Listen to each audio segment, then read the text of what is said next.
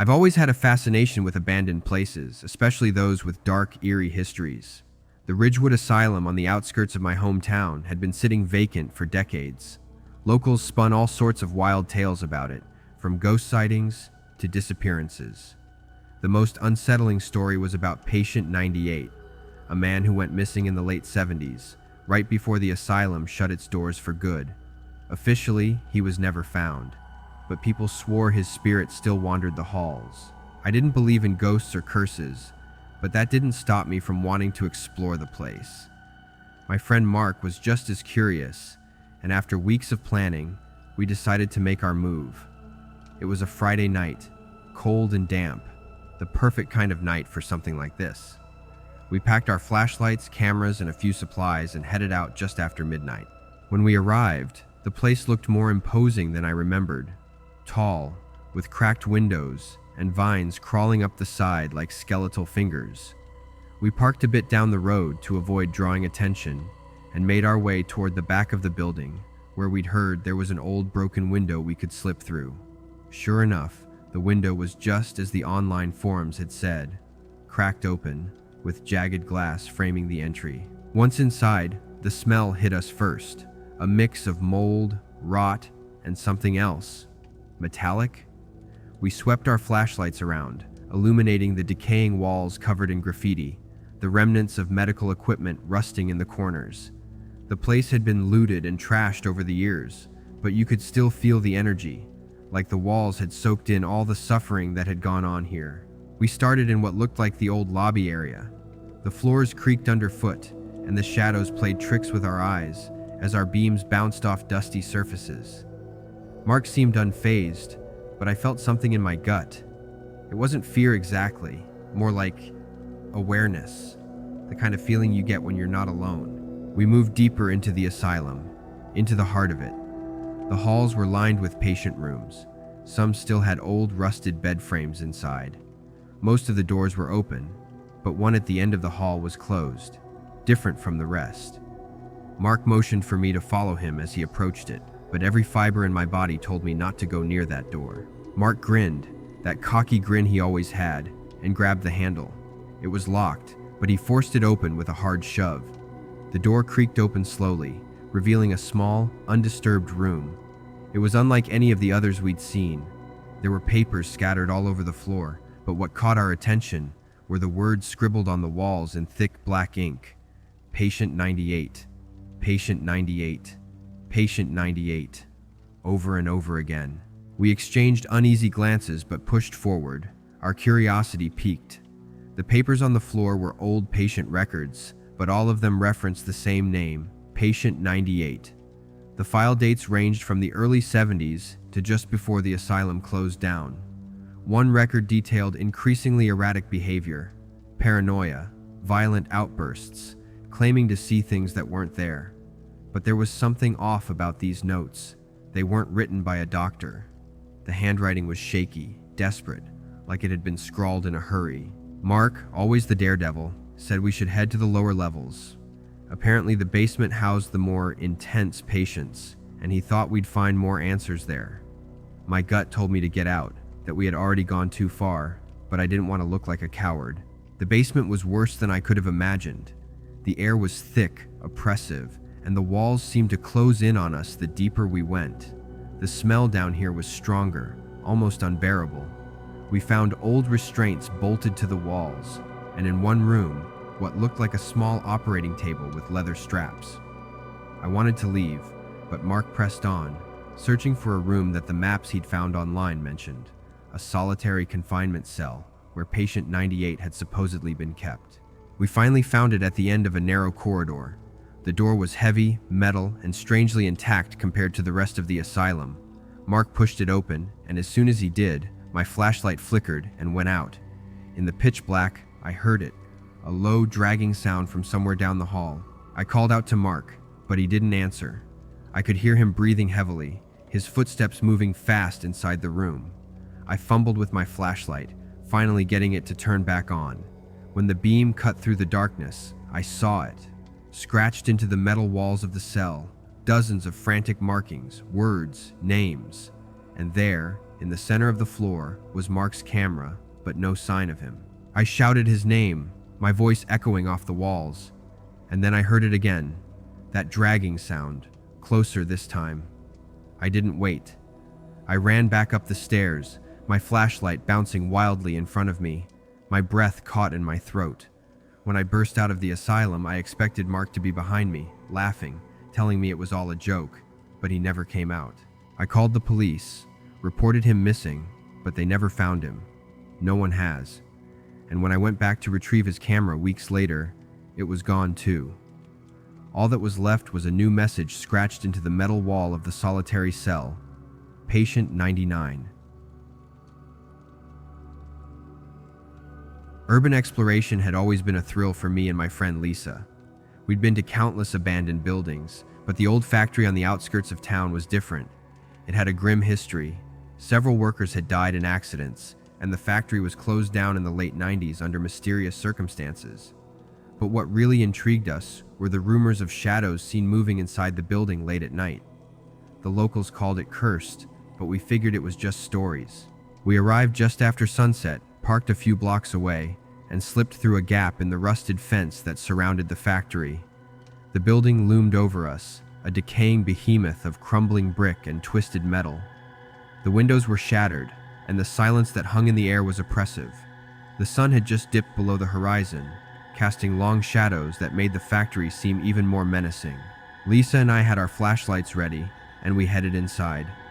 The moment we stepped through the door, a foul odor hit us. Rust, mildew, and something else I couldn't quite place. It was like burning rubber, a chemical smell that clung to the back of my throat. The factory was a maze of catwalks, machinery, and conveyor belts, all rusted and decaying. It felt like a tomb, frozen in time. As we moved deeper, we found an old locker room. The lockers had been pried open, their contents long gone, except for one that was still locked. Lisa, always the more daring one, pried it open with a crowbar she'd brought. Inside was a single worker's helmet, covered in a thick layer of dust. Scrawled on the inside was the word, "Help." Lisa laughed it off, but I couldn't shake the feeling that something was watching us. We moved on, deeper into the factory, where the walls were scorched black in some places, as if a fire had broken out long ago. There were strange symbols drawn in the soot, circles, triangles, and crude stick figures like children's drawings. "That's creepy," Lisa said, shining her flashlight on the symbols. "Maybe the workers were messing around," I suggested, though I didn't believe it. There was something wrong about this place. The air was thick and heavy, and every step we took seemed to echo too loudly in the silence. Then we found the stairwell. It led down into the basement, where the workers supposedly dealt with the chemicals and hazardous materials. The smell of burnt rubber grew stronger as we descended. The stairs creaked under our weight, and the darkness below seemed to swallow our flashlight beams. The basement was worse than the rest of the factory. The walls were slick with moisture, and the floor was uneven, like it had buckled under the weight of something heavy. Old machinery littered the room, rusting and broken. But what really caught our attention was the door at the far end of the room. It was heavy, made of metal, and unlike the rest of the factory, it looked new. Lisa approached it, her curiosity piqued. She tried the handle, but it was locked. "Think we can get it open?" she asked, already pulling out her crowbar. I hesitated. Something about that door felt wrong, like it was meant to stay closed. "Maybe we should leave it," I said, my voice shaky. But Lisa wasn't listening. She jammed the crowbar into the crack and forced the door open with a loud creak. The smell hit us immediately, something rancid and metallic. It was so overpowering that I gagged. Lisa, unfazed, stepped inside. I followed her reluctantly, and that's when we found it. The room beyond was small, barely large enough for both of us to stand in. There were no windows, and the only light came from our flashlights. The walls were covered in scratches, deep gouges like something had been trying to claw its way out. And on the floor, piled in the center of the room, were dozens of workers' uniforms, helmets, and boots, all of them torn and blood-stained. Lisa froze. "What the hell?"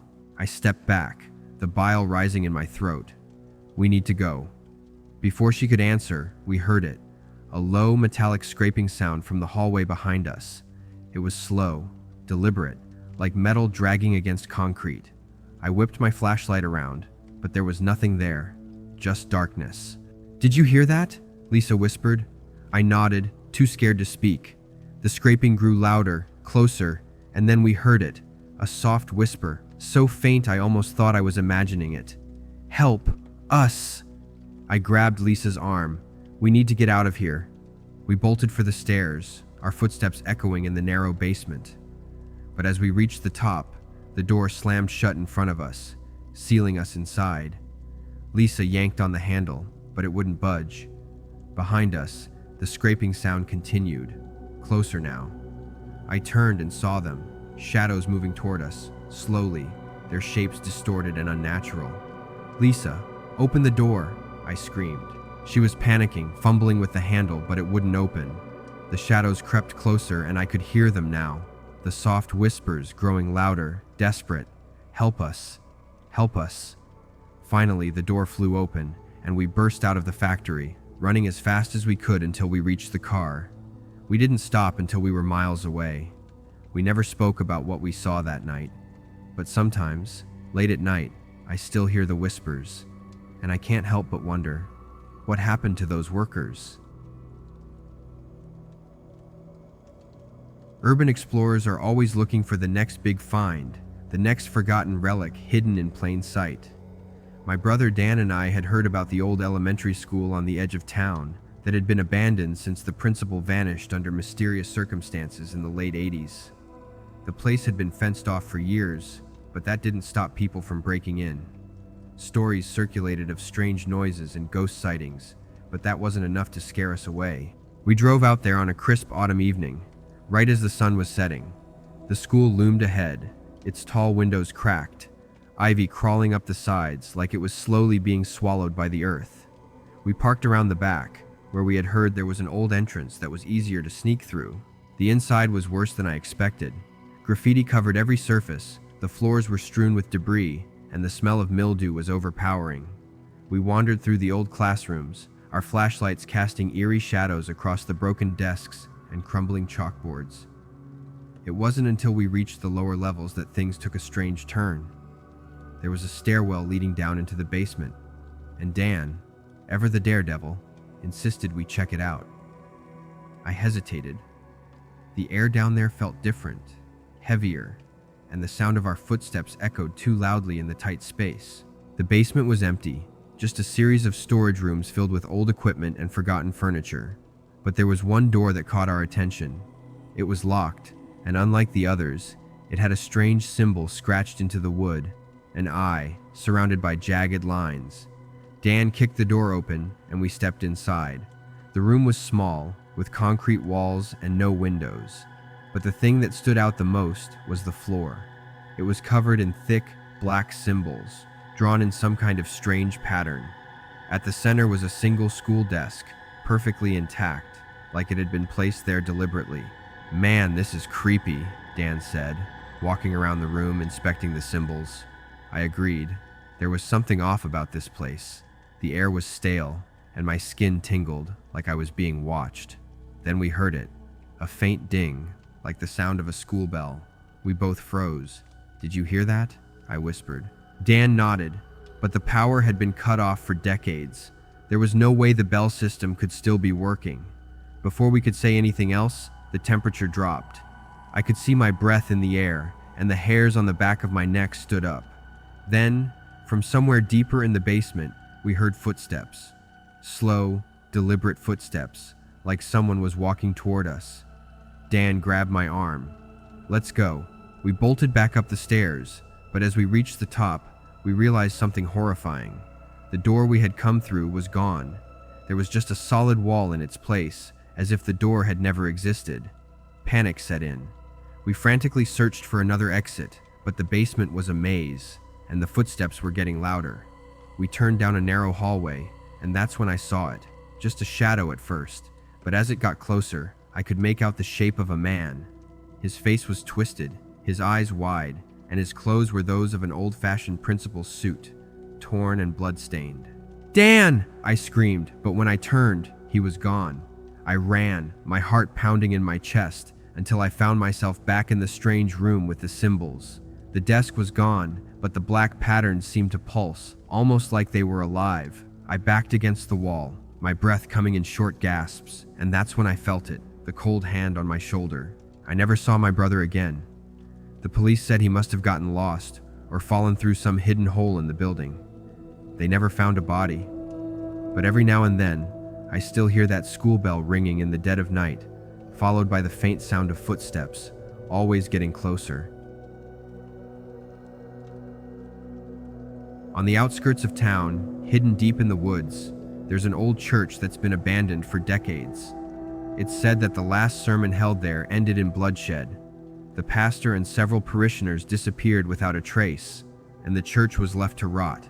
Some say it was a cult, others claim something far more sinister was at play. Naturally, my friends and I decided to check it out. We set out late one night, armed with flashlights and a vague idea of where the church was located. The woods were thick and dark, and the further we went, the more isolated we felt. Finally, after what seemed like hours, we saw it. An old stone building, half overgrown with ivy, standing in the middle of the clearing. The front doors were still intact, though the wood was rotting, and it took some effort to pry them open. Inside, the air was thick with dust, and the silence was deafening. Pews were overturned, the altar was crumbling, and what little light filtered through the broken stained glass windows cast eerie patterns across the floor. We wandered through the church, our footsteps echoing in the emptiness. As we approached the altar, one of my friends, Kevin, noticed something odd. A trapdoor in the floor, hidden beneath a broken pew. Without hesitation, Kevin pried the door open, revealing a narrow staircase leading down into the darkness. My gut told me to leave it alone, but my curiosity won out. We descended into the basement, our flashlights cutting through the pitch-black darkness. The basement was small, just a single room with stone walls and a dirt floor. Candles, long since melted, were scattered across the ground, and strange symbols were painted on the walls in dark, dried-up stains. At the center of the room was a single makeshift altar, and on it lay an old, leather-bound book.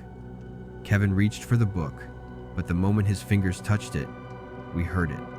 A faint, almost imperceptible whisper, like someone speaking from far away. We froze, shining our flashlights around the room, but there was no one else there. "Let's go," I said, my voice trembling. But before we could move, we heard footsteps above us. Slow, deliberate footsteps, pacing across the floor of the church. My heart raced. There was no way anyone else could have gotten in without us seeing them. We bolted for the stairs, but when we reached the top, the trapdoor slammed shut. Kevin pounded on it, but it wouldn't budge. The footsteps continued above us, growing louder, closer. Then, the whispering returned, this time louder, clearer. It wasn't coming from above, it was coming from the walls, the floor, the very air around us. It was like dozens of voices, all speaking at once, pleading, begging for something I couldn't understand. Kevin finally managed to force the trapdoor open, and we scrambled out of the basement, our hearts pounding. But when we looked around, the church was empty. No footsteps, no voices, just silence. We ran for the woods, not stopping until we were miles away. We never spoke about what we found in that basement, but sometimes, late at night, I still hear those whispers, calling out from the darkness. If you enjoy our content, don't forget to hit that subscribe button and stay tuned for more. Your support helps us keep creating the stories you love.